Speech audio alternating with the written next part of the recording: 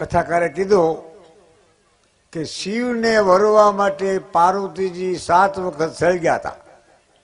બોલો, આ મગજમાં બેહારી દે બાયુ.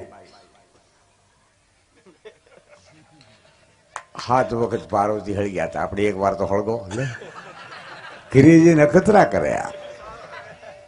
એ કે પાર્વતી 7 વખત હળગ્યા, આપણે એક વાર તો હળગો.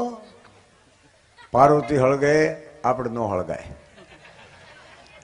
પાર્વતી હજીવન થાય, આપણે ન થાય. એનો ધણી કૈલાસમાં છે, આપણો કારખાનામાં છે. આવું કરવા જેવું નહીં. આજે બાયુ હળગે છે એ ખોટું કલ્પના છે. ધંધો બંધ કરો. આ ડબલું ઉપાડ્યું નહીં, લેવા દેવા. હા, આકસ્મિક ઓછું કરો. આ પરંપરા બહુ નડે છે.